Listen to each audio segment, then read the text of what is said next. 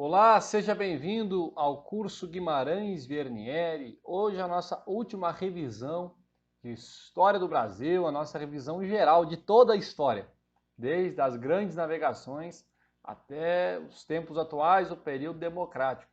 Sou o professor Luciano Vernieri e vamos comigo nesta aula. Mas antes, não se esqueça de se inscrever no canal, ativar o sininho das notificações aí para ficar por dentro sobre todas as aulas, os conteúdos aqui do canal para concursos, tá certo? Vamos iniciar então a nossa revisão de hoje. Então nessa revisão nós vamos tentar fazer, sintetizar, né, todo o conteúdo de história do Brasil, desde as grandes navegações até o período republicano. Então nós temos a divisão da história do Brasil nesses períodos. Então, grandes navegações não faz parte da história do Brasil, mas ela antecede. Por isso eu coloquei de 1415 até 1500. Depois nós vamos ter um período pré-colonial, que vai de 1500 a 1530. Depois um período colonial, que vai de 1530 até 1822. E um período imperial, que vai de 1822 até 1889. E um período republicano, que é o que nós atualmente vivemos. Durante o período das grandes navegações, o que nós temos que saber para a prova? Para a prova, tem que saber que o primeiro país a se lançar as grandes navegações do século XV foi Portugal. Iniciou as navegações com a conquista de Ceuta em 1415, lá no norte da África.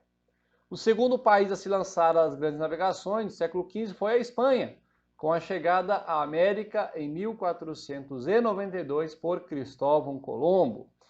Depois nós vamos ter, dada essa descoberta de Colombo da América, nós vamos ter dois tratados. Um primeiro foi proposto e o segundo foi firmado. O primeiro tratado proposto entre os ibéricos foi a Bula Intercoetera, que foi um tratado proposto pelo Papa Alexandre VI, porém não foi aceito por Portugal. E esse tratado determinava que uma linha imaginária que passasse a 100 léguas das ilhas de Cabo Verde determinava a divisão entre os dois reinos, o reino de Portugal e o reino da Espanha, sendo que a oeste seria espanhol e a leste seria português. E o Tratado de Tordesilhas, esse sim foi o primeiro tratado entre os ibéricos sobre o Novo Mundo, e ele somente aumentava a distância para 370 léguas das ilhas de Cabo Verde, sendo oeste espanhol e leste português. Vamos agora iniciar, então, falar a respeito do período pré-colonial. Então, no período pré-colonial nós vamos ter o quê? A extração do pau-brasil, que foi a primeira riqueza encontrada. Houve algumas expedições, como, por exemplo, Gaspar de Lemos, em 1501, primeira expedição oficial ao Brasil para conhecer. Depois, uma expedição comandada por Gonçalo Coelho veio para o Brasil em 1503, foi a primeira concessão para a exploração do pau-brasil, veio para explorar. E, por fim, teve as expedições comandadas por Cristóvão Jacques, as chamadas expedições guarda-costas. A primeira delas para combater, as expedições vieram para combater os espanhóis e os franceses, né? Ou seja, salvaguardar a posse da terra por invasores estrangeiros.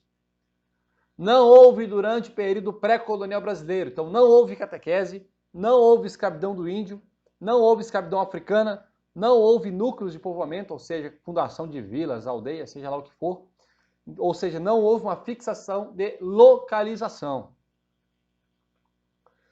Algumas palavras nós temos que entender bem a diferença. Durante o período pré-colonial, o trabalho pago, digamos assim, havia uma certa paga pelo trabalho do índio, era o escambo, era a troca de objetos pelo trabalho. O que é o escambo? Eu lembro do B de bugiganga, então escambo, bugiganga, era a troca de quinquilharias pelo trabalho indígena. E o estanco, o que é o estanco? É o monopólio régio. Por exemplo, nós vamos ter o monopólio do pau-brasil, o monopólio do açúcar. Então o estanco, eu lembro de comércio, estanco, comércio, escambo, bugiganga, tá certo? E feitoria, a feitoria era um entreposto comercial fortificado. Por exemplo, durante o período pré-colonial foram construídas algumas feitorias para estocar a madeira para futuramente levá-la para a Europa. Agora vamos adentrar no grande período colonial brasileiro, que vai de 1500 até 1822. E nós vamos ter a primeira expedição colonizadora, e ela foi comandada por Martim Afonso de Souza, em 1530. Martim Afonso de Souza ele vai fundar a primeira vila do Brasil em 1572, São Vicente. Então, São Vicente é a primeira vila do Brasil. Vai se iniciar o cultivo da cana-de-açúcar. Primeiro produto cultivado no Brasil, cana-de-açúcar. Lembrando que o pau-brasil ele é extraído, não houve cultivo do pau-brasil, e sim extração do pau-brasil. O que houve foi o cultivo da cana-de-açúcar. E em 1571 foi decretado o monopólio da produção açucareira. E a escravização dos índios era por meio da guerra justa. Mas como assim, professor? Guerra justa, o que é isso? É aquela autorização da coroa para escravizar os índios que se revoltavam contra a colonização portuguesa, por exemplo. E qual foi a primeira forma de administração do Brasil? Foram as capitanias hereditárias, que pode ser 15 capitanias ou 14 capitanias e 15 lotes, tá? Porque os dois livros, tanto Gilberto Cotrim quanto Luiz Coxibe, eles trazem destas duas formas. E 12 donatários. Essas capitanias eram hereditárias. O que quer dizer isso? Passava-se de pai para filho. E havia dois documentos básicos das capitanias hereditárias. O primeiro dele, a Carta Foral. Esta carta estabelecia os direitos e os deveres dos donatários. E a Carta de Doação, que conferia a posse hereditária da capitania. Embora as capitanias hereditárias elas tenham fracassado, houve duas que lograram êxito graças à produção de açúcar, que foi Pernambuco, de Duarte Coelho, e São Vicente de Martim Afonso de Souza.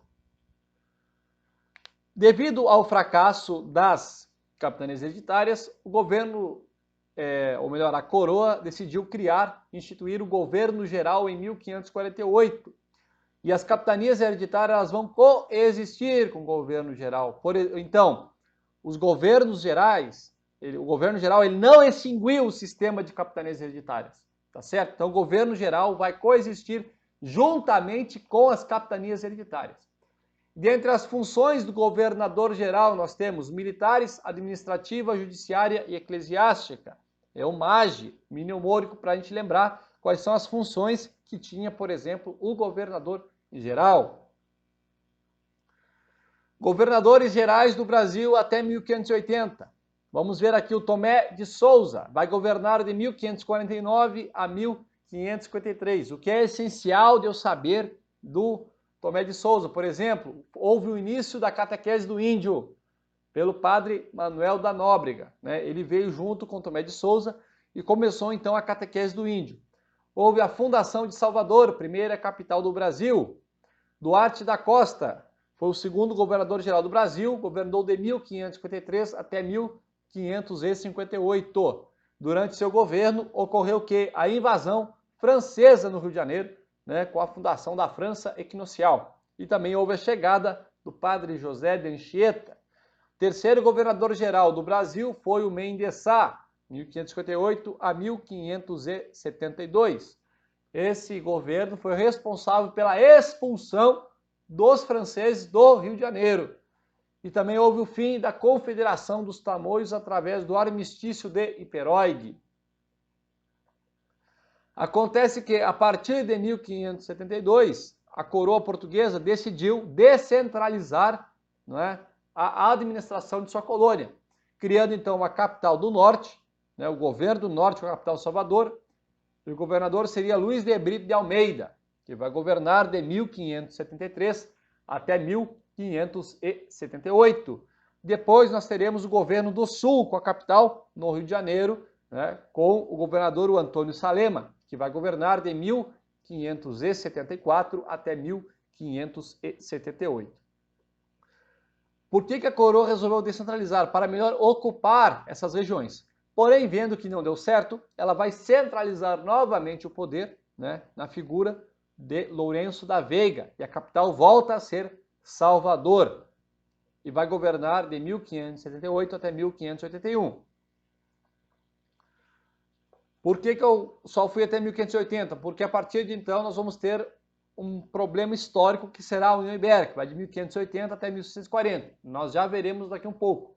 Mas vamos agora entender por que a coroa portuguesa decidiu cultivar cana-de-açúcar no Brasil. Primeira coisa, poderia cultivar permanente o solo, né, o cultivo permanente do solo, ou seja, iria fixar uma localização, ia começar a criar vilas, tá certo? E iria salvaguardar melhor a posse dos ataques dos corsários, dos piratas que estavam, né, invadindo o território brasileiro. O clima e o solo de Massapê no litoral nordestino. Tá? Então, esse clima e o solo de Massapê no litoral nordestino e as chuvas que havia naquela região, né, eram favoráveis ao cultivo canavieiro. O cultivo também foi bem sucedido nas ilhas de Madeira e Açores, né, que eram colônias portuguesas. O parceiro português nesse comércio do açúcar eram os holandeses, tá certo? Dentro do complexo do engenho açucareiro, nós temos 4 grandes edificações. A Casa Grande, onde morava o senhor do engenho e sua família, né, era a administração do engenho. O engenho propriamente dito, onde ficava a moenda, a fornalha, os galpões e a casa de purgar. A capela, onde eram realizadas as missas e os batizados. E a senzala, que era um casarão rústico, né, sem repartição, ou até mesmo algumas repartições por famílias, né, onde pernoitavam os escravos. E também, né, devemos falar desse complexo do engenho, lógico, das plantações de cana-de-açúcar. No início da produção açucareira, a mão de obra utilizada foi escravidão vermelha, ou seja, indígena. Porém, foi sendo substituída pela escravidão africana. E o principal fator desta mudança da escravidão vermelha para a escravidão africana foi o lucrativo tráfico negreiro. Então essa foi o principal fator. Existiu outros, né? A falta de adaptabilidade do indígena para o trabalho na lavoura, por exemplo, né? Porque o índio ele era acostumado a se alimentar, até mesmo tinha agricultura, mas algo para a sua subsistência. E a partir da colonização isso se alterou, houve a necessidade de produzir muito mais, muito além daquilo que era necessário para a subsistência. Também, devido às muitas fugas dos índios, né, porque eram conhecedores da região, facilmente fugiam e não eram pegos, né, pelos senhores. Também a falta de resistência imunológica, né, dado que os europeus tinham doenças. Essas doenças, para os europeus, muitas vezes já tinham um sistema imunológico capaz de detê-las. Mas para os índios, que não eram acostumados, não tinham um sistema imunológico forte para suportar tais doenças, acabaram sucumbindo, tá certo? Mas o principal fator dessa mudança da escravidão indígena para a escravidão africana foi o lucrativo tráfico negreiro. Segundo Gilberto Cotrim, a mão de obra africana representou a base das atividades econômicas no Brasil colonial, com a produção de açúcar e depois com a mineração. O que é a plantation açucareira? É o mnemônico LEME, é o latifundiário, ou seja, a grande propriedade de terra, a mão de obra escrava, por isso escravocrata, né? Monocultor, o único produto, no caso a cana de açúcar, né? O açúcar, e exportador, ou seja, uma produção voltada para fora do país. Embora a plantation tenha dominado e fosse a menina dos olhos da coroa portuguesa, a economia do Brasil ela não vai se reduzir à plantation açucareira, pois também se destaca, por exemplo, durante esse período, a pecuária, responsável pelo abastecimento do mercado interno. Como eu falei, esse lucrativo tráfico negreiro, por que tão lucrativo assim? Porque o tráfico, ele gerava lucros para a coroa portuguesa. Do contrário, por exemplo, da escravidão indígena. Por isso que muitas vezes a coroa ela vai desestimular a escravidão indígena e vai estimular o tráfico negreiro, né? Porque o lucro obtido pela captura de índios para torná-los escravos ficava dentro da colônia, né? Já o tráfico negreiro, ou seja, retirar o escravo africano, o negro, da África, trazendo para o Brasil, gerava lucros para a coroa portuguesa, tá certo? E o primeiro país a transportar escravos africanos pelo Atlântico foi Portugal. Mas por quê? Porque Portugal havia conquistado ainda na época das grandes navegações a costa africana, fundado algumas feitorias. Então, por isso, tá? Portugal se tornou o primeiro país a transportar escravos africanos pelo Atlântico. E as primeiras capitanias que receberam escravos africanos foram a Bahia e Pernambuco. E nós temos que ter em mente também algumas distinções entre os escravos. Por exemplo, escravo ladino é aquele que já conhecia a cultura da colônia. Eram mais caros, por isso, porque já conheciam a forma, a língua, os costumes, como que era o trabalho. Então era o escravo ladino. E o escravo boçal, ele desconhecia a cultura da colônia, por isso eram mais baratos. Eram aqueles que eram recém-chegados da África, por exemplo. Só que lógico que a escravidão africana, os escravos, os negros, eles não aceitaram isso passivamente. Muitas vezes se reuniam, por exemplo, os chamados quilombos. E o principal quilombo da história brasileira foi o quilombo dos Palmares, tá certo? No atual estado do Alagoas, que na época pertencia à capitania de Pernambuco. Quem era o líder do quilombo dos Palmares? Foi o Zumbi. E quem foi o responsável por destruir o quilombo dos Palmares? Foi o Domingos Jorge Velho. Como eu falei há pouco, em 1580 aconteceu um fato interessante, porque Filipe II, que era rei da Espanha, passou a ser também rei de Portugal, dando início então à União Ibérica, período em que Portugal e todas as suas colônias, incluindo o Brasil, passaram a ser domínio espanhol. Durante o domínio espanhol, nós vamos ter duas ocorrências de tentativa de invasão no Brasil, principalmente. Primeira delas, primeira tentativa de invasão holandesa na Bahia, em 1624. Né?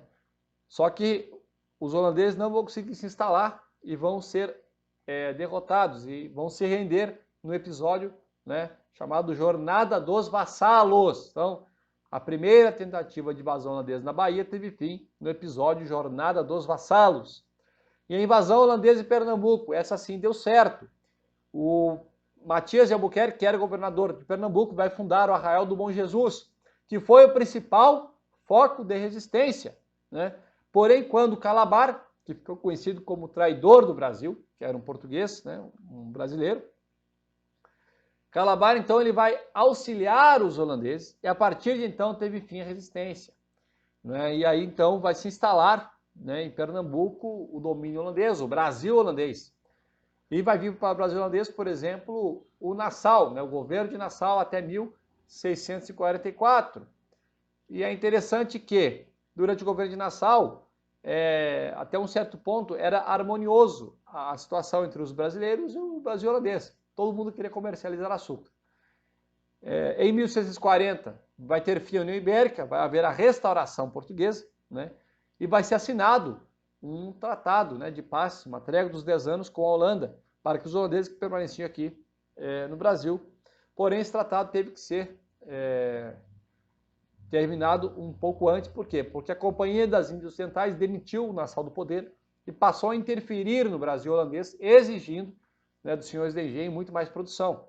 Isso vai gerar uma luta chamada Insurreição Pernambucana. E a insurreição pernambucana, né, na Batalha dos Guararapes, por exemplo, que é tida como a base do exército brasileiro, ocorreu a extinção, né, ou seja, deste domínio holandês. Ou seja, os holandeses foram expulsos do Brasil, né? A rendição holandesa se deu na chamada Campina da Taborda em 1654. Lógico que definitivamente a expulsão foi feita mediante tratados econômicos. Após a expulsão dos holandeses, houve uma crise na produção açucareira. Por quê? Porque o holandês era o grande parceiro, né, português nessa extração, na produção açucareira. Porém, quando eles saíram, foram expulsos do Brasil, começaram a produzir nas Antilhas. O açúcar antilhano, né, passou a ser mais barato do que o brasileiro e começou a ganhar o mercado europeu.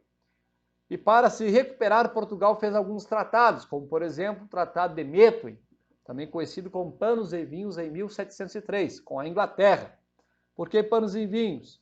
Enquanto Portugal iria fornecer, né, vinhos, por exemplo, para a Inglaterra iria fornecer, né, sua indústria. Isso ocorreu nessa época e vai ocorrer a estagnação da indústria portuguesa e depois, lógico, brasileira também, né, futuramente. E em 1711, graças a esse problema do açúcar, vai ocorrer a chamada Guerra dos Mascates, em Pernambuco. Vai ser uma luta entre os senhores de engenho de Olinda contra os comerciantes de Recife, apelidados de mascates, que estavam emprestando dinheiro para os senhores de engenho de Olinda estavam arruinados graças à crise do açúcar, e os comerciantes de Recife estavam enriquecendo, enquanto os senhores de engenho estavam empobrecendo. Recife tinha que pagar impostos à Olinda, porém, vendo a importância que tinha, os comerciantes de Recife solicitaram ao rei de Portugal, né, a elevação de Recife à condição de vila, né, do povoado de Recife à condição de vila. E os senhores de engenho não gostaram dessa ideia, né, e resolveram atacar os comerciantes de Recife, que sem ter força para reagir, saíram. O governo interveio, né, na região, acontece que foi contida a revolta e Recife se tornou a capital de Pernambuco. Agora vamos falar da expansão territorial. Quem foram os responsáveis pela expansão territorial, pela delimitação das atuais fronteiras do Brasil? Por exemplo, nós temos as entradas. O que eram entradas, professor? Eram as expedições militares patrocinadas pelo governo, né? E, de certa forma, as entradas respeitavam o Tratado de Tordesilhas.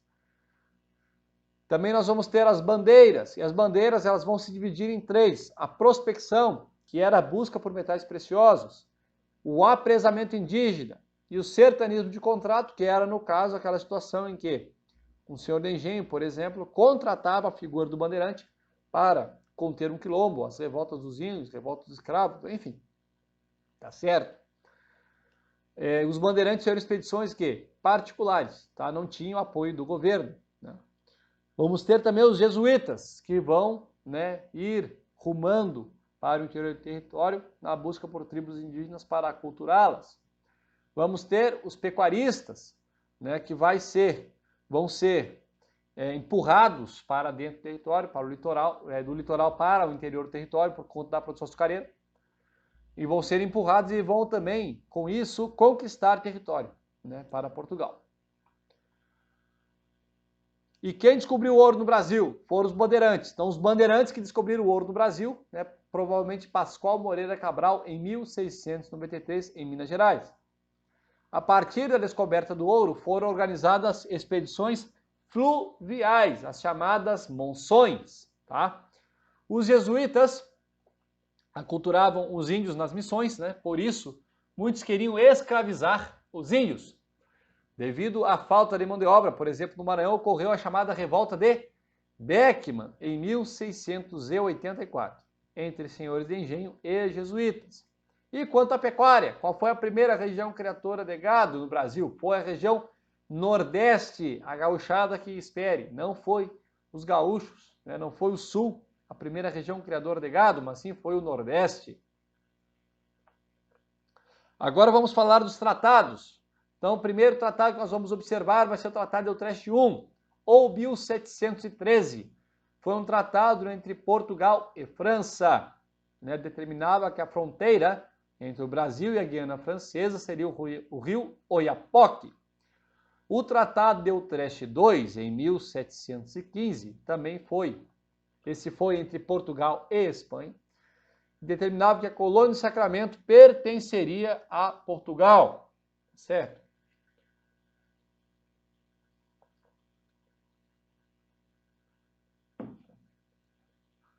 Vamos ter também o Tratado de Madrid, em 1750, também entre Portugal e Espanha, determinava que a colônia do Sacramento pertenceria à Espanha, enquanto a região dos Sete Povos das Missões pertenceria a Portugal.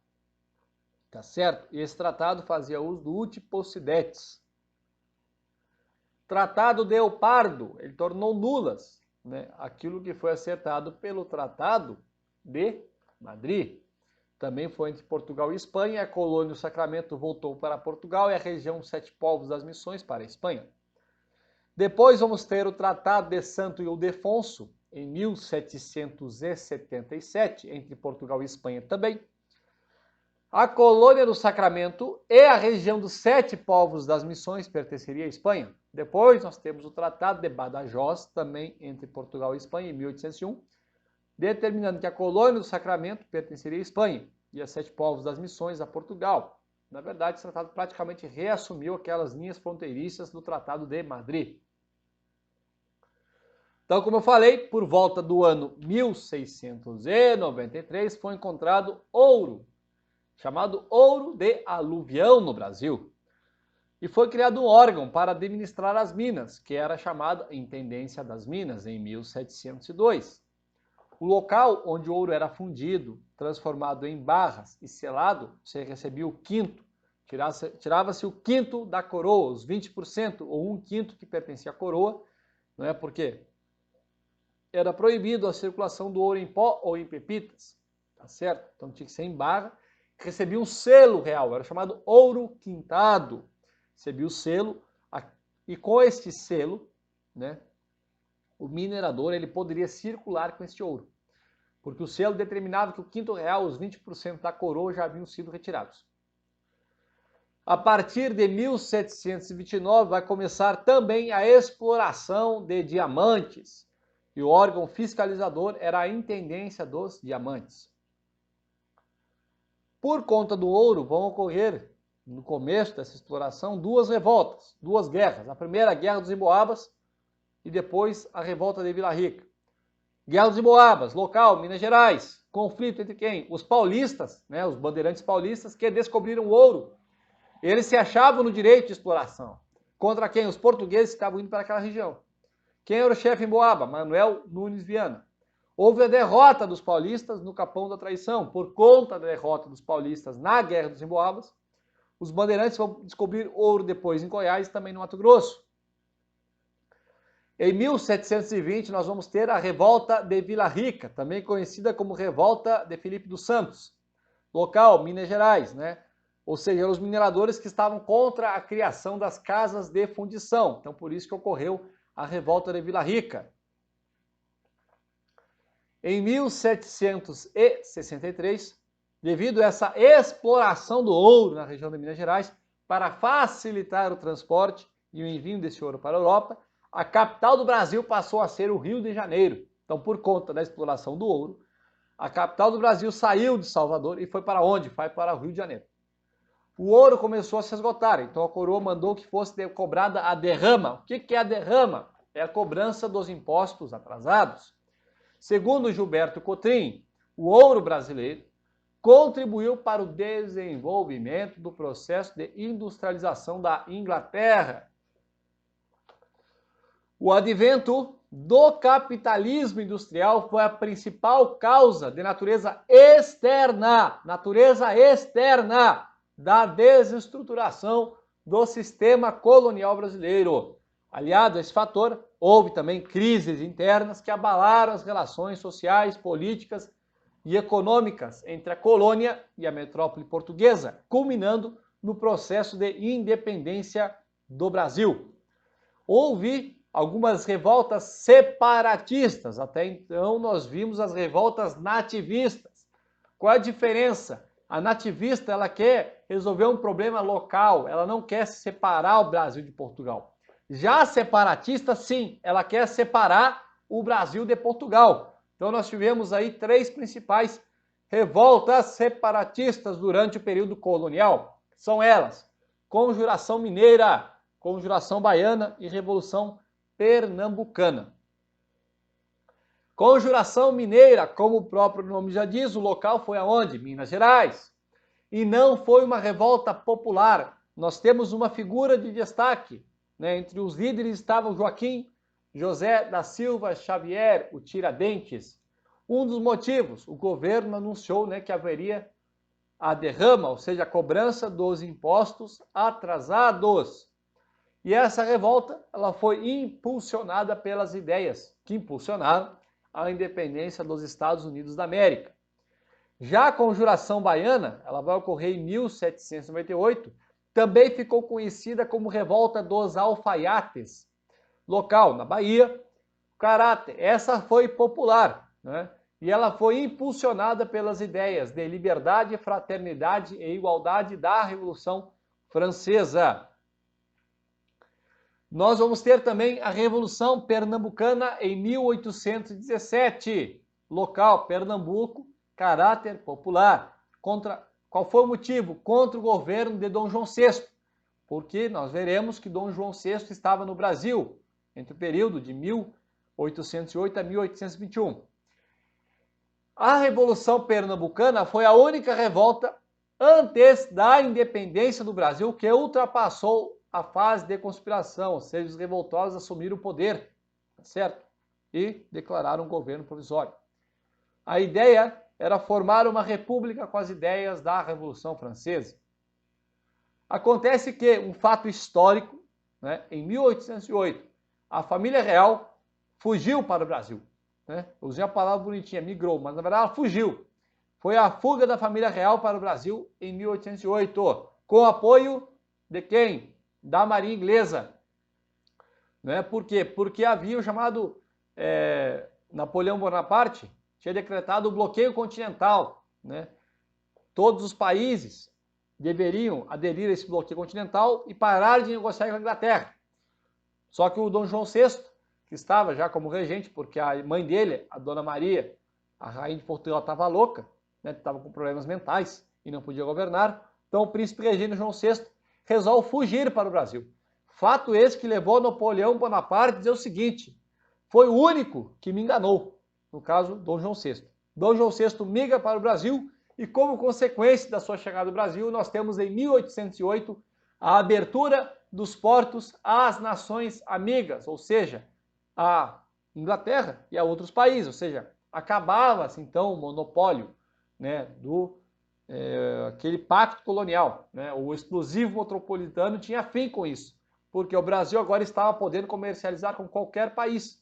Antes havia o pacto colonial, o exclusivo metropolitano, né, que era aquilo que privava o Brasil de apenas comercializar com Portugal.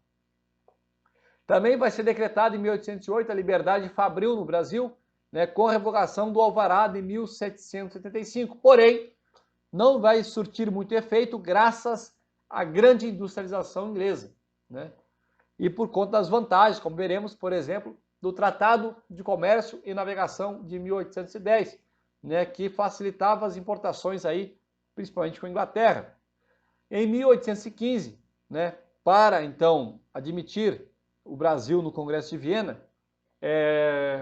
Dom João VI vai elevar o Brasil a Reino Unido de Portugal e Algarves, tá certo? Em 1815. E isso ocorre um fato muito inédito. Não só porque Dom João VI foi o primeiro rei europeu a pisar em uma colônia americana, tá? Ele foi o único, ou melhor, foi o primeiro, né? Foi Dom João VI a pisar em solo americano, né? Um monarca, a pisar em solo americano, e ainda ele inverteu a situação. Agora parece o seguinte, parece que o Brasil virou a metrópole e Portugal virou a colônia. Em 1821, as Cortes de Lisboa, né, através de uma revolta liberal do Porto, vão exigir o retorno da família real a Portugal. E Dom João VI então decide retornar a Portugal em 1821, deixando seu filho, né, o Pedro, que será Dom Pedro I, como príncipe regente do Brasil. Acontece que as Cortes de Lisboa queriam recolonizar o Brasil, tá? E o Partido Brasileiro reuniu esforços para evitar a recolonização. E em 9 de janeiro de 1822, o Partido Brasileiro reuniu uma série de assinaturas exigindo que Dom Pedro permanecesse no Brasil. E Dom Pedro falou o seguinte: como é para o bem de todos e felicidade geral da nação, estou pronto, diga ao povo que fico. Esse dia ficou conhecido como o Dia do Fico. E no dia 7 de setembro de 1822, em São Paulo, no Riacho do Ipiranga, Dom Pedro proclamou a independência do Brasil, né, independência ou morte. E quando retornou ao Rio de Janeiro, foi aclamado imperador do Brasil e coroado em 1º de dezembro de 1822. Agora vamos falar do período imperial, que vai de 1822 a 1889. Qual foi o primeiro país a reconhecer a independência do Brasil? Foram os Estados Unidos da América. Por quê? Porque eles eram contra o colonialismo europeu. Portugal também vai reconhecer a independência brasileira, porém mediante apagamento, né? Então, Dom Pedro irá pedir empréstimo da Inglaterra para pagar esse reconhecimento da independência brasileira por parte de Portugal. E o primeiro país latino-americano a reconhecer a independência do Brasil foi o México, Logo que assumiu, né, 2 anos após, Dom Pedro I vai constituir, ou melhor, vai promulgar, vai impor a primeira Constituição do Brasil, a Constituição de 1824. E essa Constituição possuía 4 poderes: executivo, legislativo, judiciário e moderador. Executivo, no caso, né, o imperador, né, hoje é o presidente da República, mas na época era o imperador, e os seus ministros de Estado. Legislativos, deputados, senadores. Judiciário, né, os juristas, né, os juízes, enfim, os magistrados. E o moderador era um poder exclusivo do imperador, né? Era a chave mestre de toda a organização política, como dizia a Constituição da época. E ocorreram durante o primeiro reinado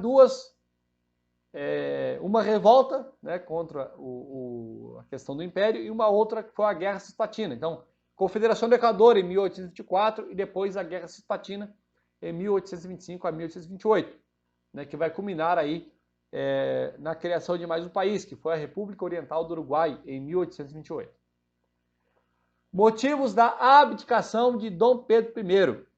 Dissolução da Assembleia Constituinte, né, a Assembleia que criou a chamada Constituição da Mandioca, né, o projeto constitucional que não foi aceito pelo imperador em 1823. E não só foi dissolvida a Assembleia, mas também foram expulsos os deputados da Assembleia. Houve a censura à imprensa, imposição da Constituição de 1824, o poder moderador, a violência utilizada com a Confederação do Equador, né, com, por exemplo, a morte do Frei Caneca, que era um dos principais líderes da Confederação do Equador, o desfecho na Guerra Cisplatina, tá, que foi desfavorável, né, o Brasil perdeu a posse daquela região. Possível retorno de Dom Pedro a Portugal após a morte de Dom João VI. Dom João VI morreu e Dom Pedro I era o herdeiro direto ao trono lusitano. E o assassinato do jornalista Líbero Badaró em São Paulo, né? A notícia era que Dom Pedro tivesse ligações com o assassinato desse jornalista, que era o principal opositor do Império.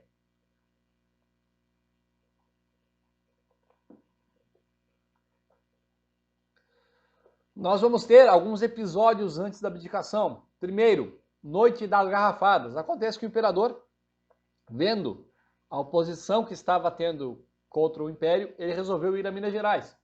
Chegando lá, foi recebido, né, por protestos.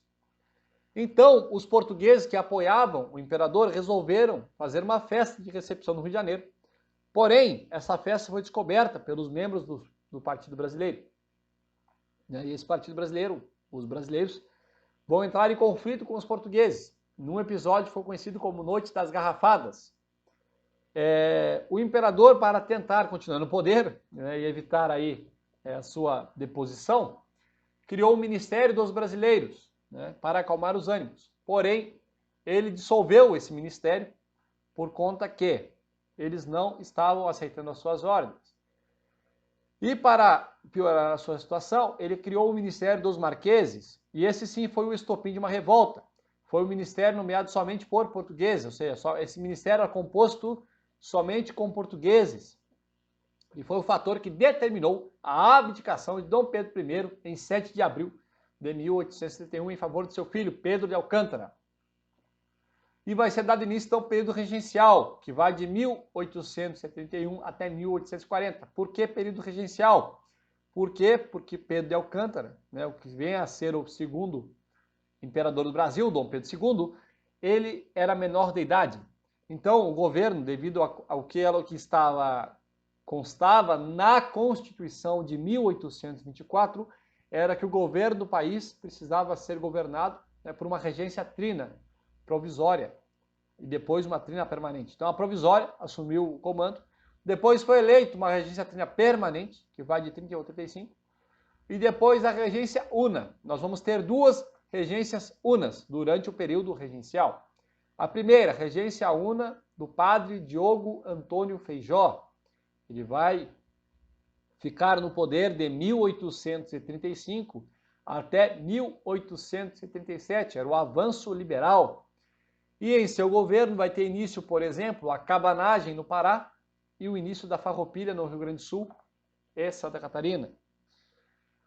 Segundo o regente Uno, será Pedro de Araújo Lima, que vai governar de 1877 até 1840. Ele vai decretar a lei interpretativa do ato adicional para conter o avanço liberal.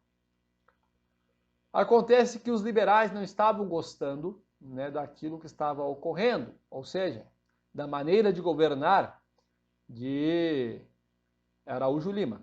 Então, os liberais criaram a tese da maioridade, né, o clube da maioridade, para o que? Antecipar, né, a maioridade de Dom Pedro, de Pedro de Alcântara.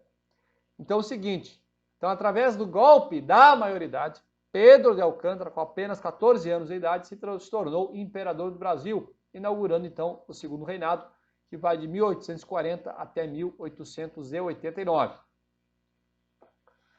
Agora, aqui é muito importante, porque sempre quando cai uma questão na prova da ESA a respeito das revoltas do período regencial, né, normalmente cai o seguinte, o local onde aconteceu a revolta, né, ou o seu caráter, se foi popular ou não.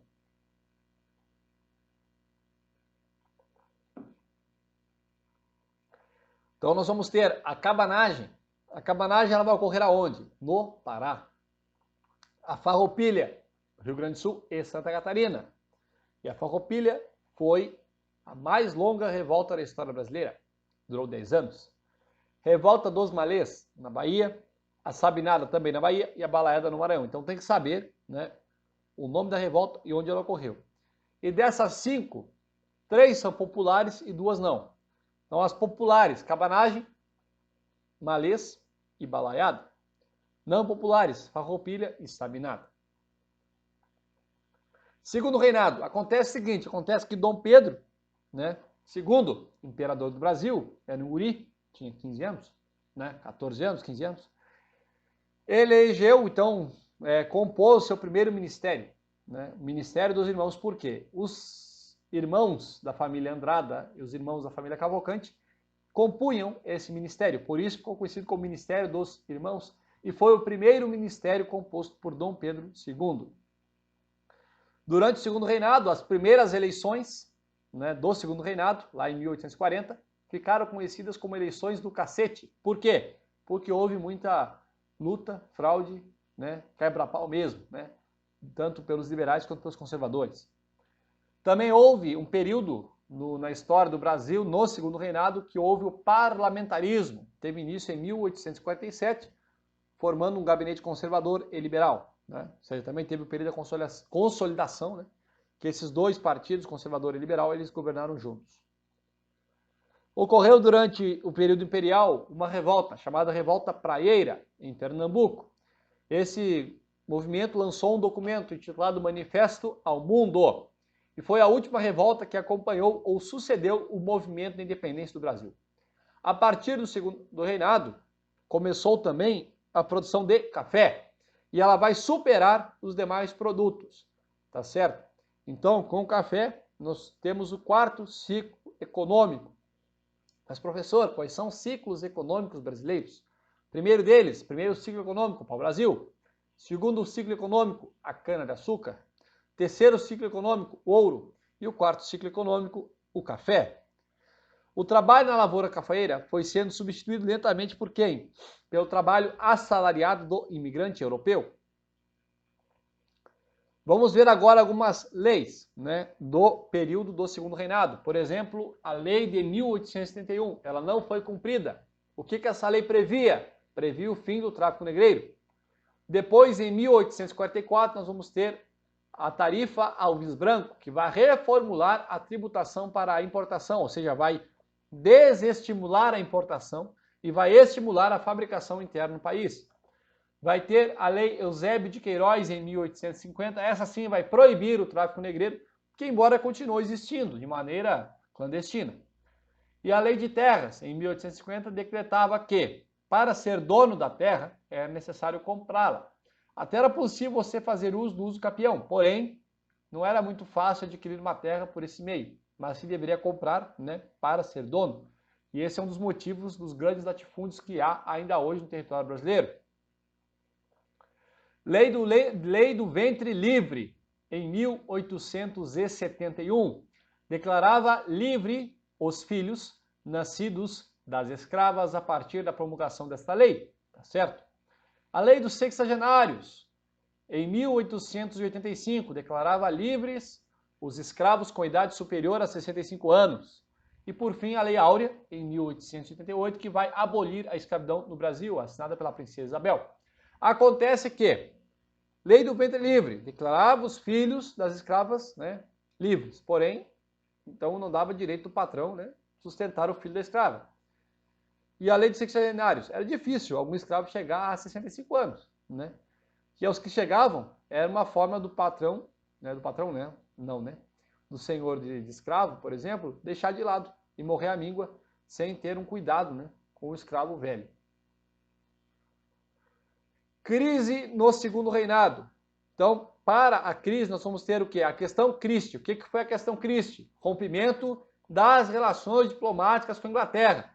E a questão Platina também será um fator da crise do segundo reinado, que foi a guerra contra Oribe e Rosas, guerra contra Gui e a guerra do Paraguai.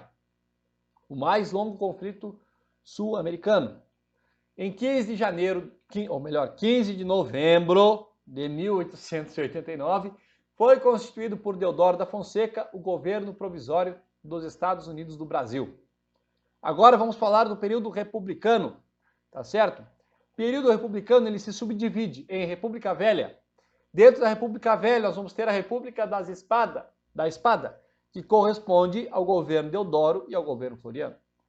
Vamos ter também a República do Café com Leite, que vai de 1894 até 1930. Vamos ter a Era Vargas, que vai de 30 a 45, né, com governo provisório, governo constitucional e governo ditatorial. Depois vamos ter o período democrático, de 45 a 64. De 64 a 85, os governos militares. E, por fim, o período democrático, de 85 até os dias atuais. Vamos falar um pouco agora da República Velha, né? Então, vamos lá. Governo provisório de Deodoro da Fonseca. O que ocorreu? Ocorreu a política do encilhamento e a promulgação da Constituição de 1891.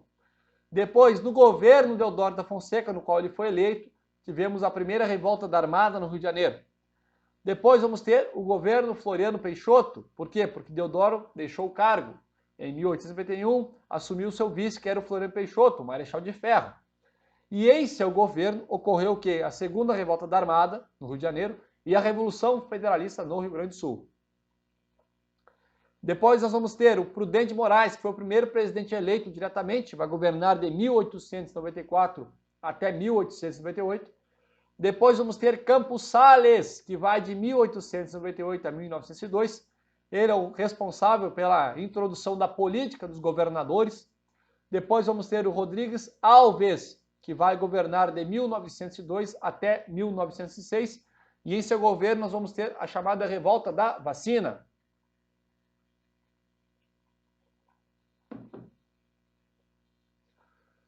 Lógico, existiu outros presidentes do Brasil até 1930, tá? Mas eu não resolvi aqui, não vou abordar esses outros presidentes, até porque não existe um fato muito relevante. Então, vamos seguir. Vamos falar agora das revoltas da Primeira República. Por exemplo, as revoltas messiânicas. Nós temos duas revoltas messiânicas de importância. Revolta de Canudos, em 1893 a 1897, e depois a Guerra do Contestado, em 1912 a 1916. Vamos ter o cangaço também na figura do Lampião, né, do Virgulino Ferreira, tá? Depois com a sua morte, em 1944, praticamente o cangaço deixou de existir no Brasil. Vamos ter a Revolta da Vacina no Rio de Janeiro, a Revolta da Chibata também no Rio de Janeiro, Revolta do Forte Copacabana, tá? Em 1922, é importante lembrar do episódio Os 18 do Forte, e as revoltas em 1924, né, e a Coluna Prestes. Governo provisório de Getúlio Vargas. Então agora vamos entrar na Era Vargas, que vai de 30 a 45.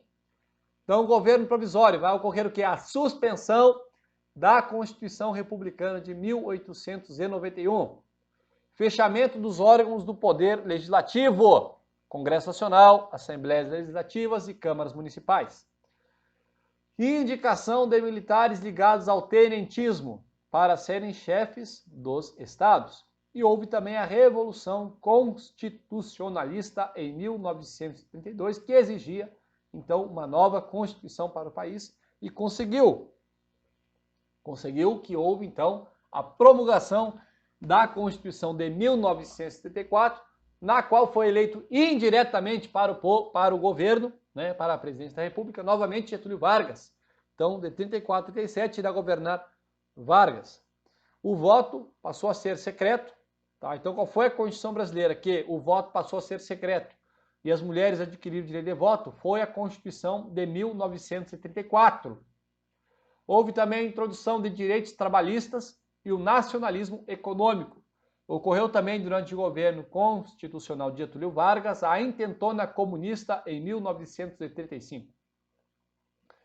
E o governo ditatorial de Vargas, também conhecido como Estado Novo, ele teve início a partir do plano chamado Plano Cohen, que foi uma farsa para manter Vargas no poder. E Vargas então deu um golpe de Estado e continuou no poder até 1945. Houve a promulgação da Constituição de 1937. Houve a extinção do federalismo, por exemplo, com a queima das bandeiras dos estados, simbolizando assim a morte do federalismo. Criação do Departamento de Imprensa e Propaganda, o DIP. Participação do Brasil na Segunda Guerra Mundial, né? Por meio da Força Expedicionária Brasileira, né? E quem estava à frente da força, estava comandando, era o general Mascarenhas de Moraes. Companhia Vale do Rio Doce foi criada também durante o Estado Novo e a Companhia Siderúrgica Nacional, a CSN. Populismo. O que é populismo? Populismo é a política fundamentada no aliciamento das classes sociais de menor poder aquisitivo, ou seja, dos mais pobres. Consolidação das leis do trabalho. A CLT foi uma série de normas relacionadas a direito trabalhista. Ela foi criada em 1943 por Getúlio Vargas. E o queremismo. O que foi o queremismo? Foi um movimento popular que queria a permanência de Getúlio Vargas no poder. Antes de deixar o governo, Getúlio Vargas criou a Lei Antitruste, em 1945. Essa lei limitava a entrada de capital estrangeiro no Brasil. Agora vamos falar do período democrático, que vai de 1945 até 1964. E nós temos 5 presidentes durante esse período. O primeiro deles, o Dutra, depois Getúlio Vargas novamente, Juscelino Kubitschek, Jânio Quadros e João Goulart. Governo do Dutra. O que eu tenho que saber do governo Dutra? Que ele, no seu governo, foi elaborado o Plano SALT, Saúde, Alimentação, Transporte e Energia. Houve a promulgação da Constituição de 1946. E o governo Getúlio Vargas, né, foi o único governo que ele foi eleito diretamente pelo povo, foi o governo, né, no qual ele acabou se suicidando em 1954. Então, assim, primeiro governo de Vargas, lá em 30, ele assumiu por meio de um golpe. Né? Ou seja, Washington Luiz foi deposto, Getúlio Vargas assumiu o poder. Né? Porque quem tinha vencido aquelas eleições era Júlio Prestes. Mas Getúlio deu um golpe e assumiu o poder. Em 34, a eleição foi indireta. Foi indireta. Logo, ele assumiu a presidência indiretamente. Ou seja, foi uma eleição do lado do Congresso. Em 37, ele deu golpe de novo, através do Plano Cohen, e continuou na presidência. Só que nesse mandato, de 51 a 54, ele foi eleito. Tá? Então, esse governo que ele foi eleito diretamente pelo povo, ele vai criar a Petrobras, tá certo? Durante o seu governo. E ele, devido às pressões que sofreu, disse que só saía do governo morto. Então ele se suicidou em 1954. Depois vai ser eleito Juscelino Kubitschek, tá? Vai governar de 56 a 61. A ele é dada a fundação de Brasília, atual capital do Brasil. Então, durante seu governo, foi transferida a capital lá do Rio de Janeiro para Brasília.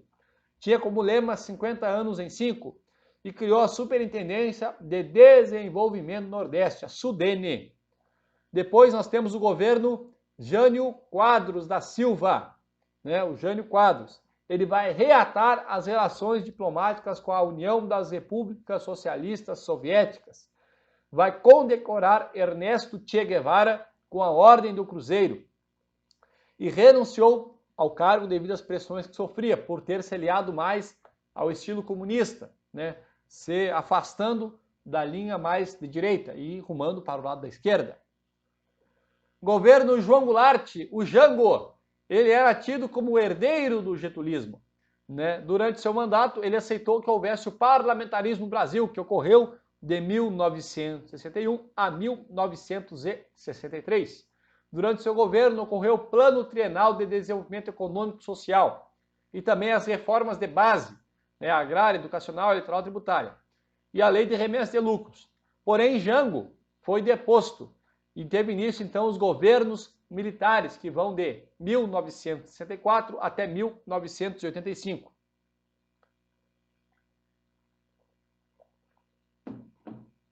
Nós vamos ter 5 presidentes nesses governos militares: Castelo Branco, Costa e Silva, Médici, Geisel e Figueiredo. Então, como é que eu faço para me lembrar, né, da sequência dos governos militares? Caco, Megef, Castelo Branco, Costa e Silva, Médici, Geisel e Figueiredo. Uma das características dos governos militares foi o autoritarismo, tá certo? O instrumento utilizado pelos governos militares para impor a ordem foi o ato institucional.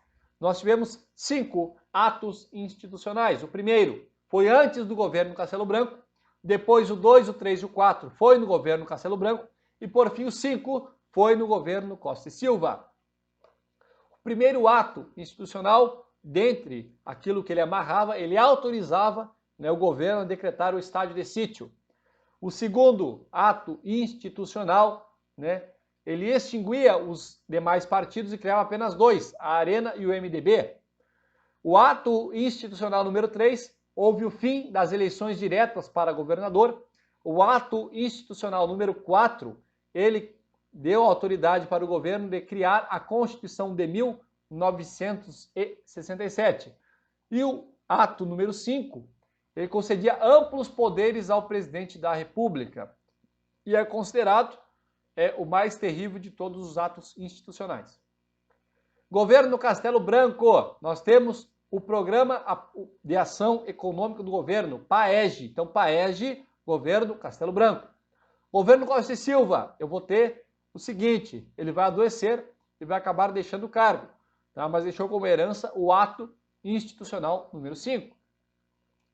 Depois nós vamos ter o governo Médici, anos de chumbo, Brasil, ame-o ou deixe-o, o milagre brasileiro e o início da construção da Itaipu.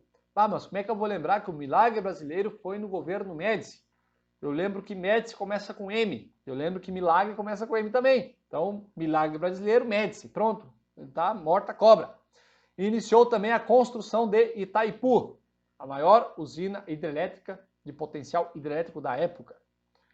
Depois nós vamos ter o governo Geisel. A partir do seu governo vai ter a abertura democrática, ou seja, aquele desejo de retomar, então, né, para os civis, né, o poder do país. Governo Figueiredo entregou o poder político de volta aos civis. Aí nós vamos ter, então, agora o período democrático. O período democrático ele vai de 1985 até os dias atuais.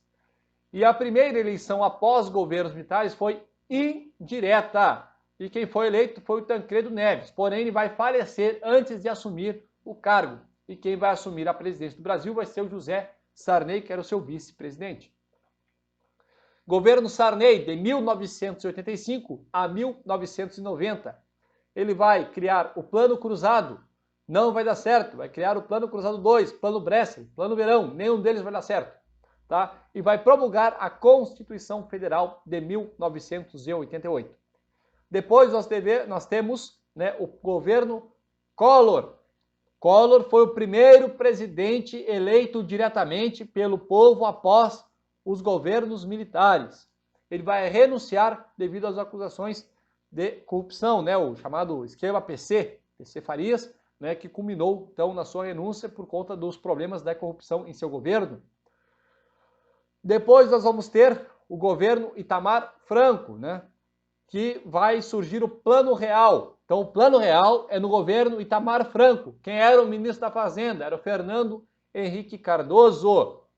Governo Fernando Henrique Cardoso vai ser de 95 a 2002. Por que ele vai ser eleito? Por causa do Plano Real. Ele criou o Plano Real, né? Ele se candidatou à presidência, todo mundo gostou do Plano Real, achou bonito, né? Deu certo. Então, ele saiu eleito, então, em 95, né, governando de 95 a 2002. E houve a privatização e a criação das agências reguladoras, e foi o primeiro presidente do Brasil que foi reeleito. Depois temos o governo Luiz Inácio Lula da Silva, que vai de 2003 a 2010, também foi reeleito, né? E tem como características dois programas importantes, o Fome Zero e o Bolsa Família. Tá certo, pessoal? Essa foi a nossa revisão número 10, revisão de História do Brasil. Muito obrigado por ter me acompanhado até aqui. Deus abençoe a todos e até a próxima.